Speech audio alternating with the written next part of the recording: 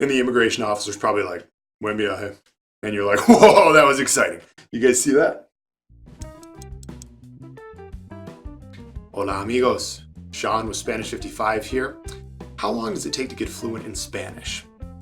So I get this question a lot because I speak 5 languages, all of them fluently, although some of them with a little bit more fluency than others. In this video, I'm going to talk about why I think how long does it take to get fluent is honestly not a very good question to ask unless you rephrase the question. So bienvenidos al video. Now I can see why you're probably confused because the word fluency gets thrown around a lot and there's also a lot of different definitions of fluency on the internet. Dictionary.com says being able to speak and write quickly or easily in a given language. Vocabulary.com says fluency is a type of smoothness used most often when talking about language. And Google just calls fluency the ability to speak or write a foreign language easily and accurately. By the way, Google, why does it have to be a foreign language? Are we not fluent in our native language then? What's up with that? So as you can see, there's a lot of different definitions of fluency. And by the way, if you have your own definition of fluency that you'd like to share with us, feel free to share it in the comments below. I personally think fluency is the ability to make a conversation flow naturally. It can be any level of conversation. It's the ability to produce the language appropriately when you need to, out there in the real world, when you actually start speaking Spanish with real Spanish speakers. Like for example, the first time you get off the plane ever in a Spanish-speaking country, and the super excited immigration officer looks at you and is like, "Pasaporte, por favor," and you're like, "Aquí!" And you're thinking to yourself, "Oh, wow, this is so exciting, we're actually doing Spanish. This is wild." And the immigration officer's probably like, buen viaje. And you're like, whoa, that was exciting. You guys see that? And then after you leave the airport, the native Spanish speakers that you meet outside of the airport will be a little bit more friendly and engaging than that boring immigration officer, and you'll have an opportunity to open up a bit more and practice your skills in some real conversations. And having confidence in those real conversations comes from practice and exposure. And those are 2 things that you can get even when you're not living in a Spanish-speaking country and nobody else around you speaks Spanish. Televisión, películas, internet, música, radio, ran out of fingers, libros, phone apps, Spanish 55 tutor, link, abajo. There's tons of different ways that you can practice and be exposed to Spanish. You can have a fluent conversation with a native Spanish speaker, a conversation that flows naturally even if you're a beginner. You don't need to have a highly advanced level of proficiency in Spanish or know every vocabulary word in the Spanish dictionary to do that. And fluency isn't necessarily about how fast you speak the language or if you can speak it with a perfect accent. Like me, for example, my Spanish is pretty good. My French, in comparison to my Spanish, sucks, to be honest. I probably only have 50 or 60% of the vocab in French that I do in Spanish, and I have a much more noticeable foreign accent in French. But I can still be considered fluent in French because I'm able to carry on a natural flowing conversation with native French speakers. How do I do that? Well, I have to be good at using the words that I do know and that I am familiar with to be able to explain more complex topics that I may not know all the exact words for. So if you're watching this and you're a beginner to intermediate Spanish speaker, let's say, let me give you an example of how this might look.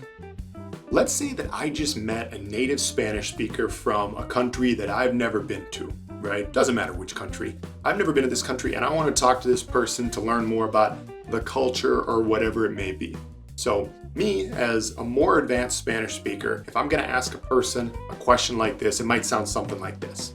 ¿Cómo es la cultura en su país? O sea, ¿cuál es la estructura familiar? Por ejemplo, ¿toda la familia extendida vive juntos en el mismo hogar o la misma casa? Now, if you're a lower level Spanish speaker, you're probably not going to be able to produce all those words that I just used. But what you can do is use more simple language using words that you do know to ask the same question. It might look something like this. ¿Cómo es su cultura? ¿Vives con familia grande? Mamá, papá, ¿cómo se dice? Abuelo, abuela, o familia pequeña?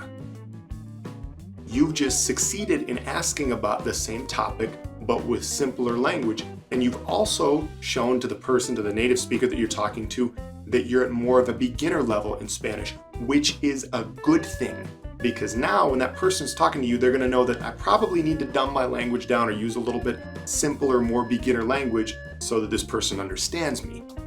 And remember, if a native Spanish speaker is ever going too fast or using words you don't understand, slow down there, cowboy. You can always say, más despacio, por favor, or no entiendo esa palabra. And that's how you can control a conversation and make it flow naturally even when you're a beginner in Spanish, by using language that you understand and can produce, and to a certain extent, even influencing the language used by the native speaker. You're like a hypnotist, you're controlling them. Or maybe not so much, but it is cool. If you're interested in learning more about the different levels of fluency and proficiency in a foreign language, there's a common European framework used that divides users of the language into basic, independent, and proficient, and it divides it up into like A1, A2, B1, B2, C1, C2, with C2 being the highest. But if you're someone who likes to learn things and understand things in an academic way, this framework can be very useful for you. So we're going to put a link below. Check that out if you're interested. Okay, now let's answer that original question. How long does it take to get fluent in Spanish? So in terms of basic fluency, the ability to do things like introduce yourself and your family or friends, order at a restaurant, navigate a Spanish-speaking country, etc., I think it takes about 1 year of 1 hour of study per day. And you can make that process go even better and faster if you spend some time with a professional tutor. I mentioned the link below to the Spanish 55 tutors. It's easy and convenient. You can do it at a prearranged time that works with your schedule from the convenience of your own home, so check it out. Now, if you want to get to like my level, for example, which is a more advanced level of Spanish fluency and someone who's able to translate and interpret in the language, I think that you can do that in 3 years. 1 hour a day of proper study for 3 years and you can get there. Y para terminar este video, if I could give you one piece of advice, it would be to take action today, right now with your Spanish. Start studying today, don't wait till tomorrow. You can do it however you want to do it. You can do it by yourself, you can do it with a friend. If you're interested in a tutor, you can get a free Skype consult with Spanish 55. If you're looking for some grammar tips in particular, you can check out Ana's videos, also on Spanish 55 YouTube channel. There's a lot of good content there. If you like the video, be sure to give it one of these down below. Drop a comment as well. Check out the Spanish 55 website. Subscribe if you haven't already. Hasta pronto.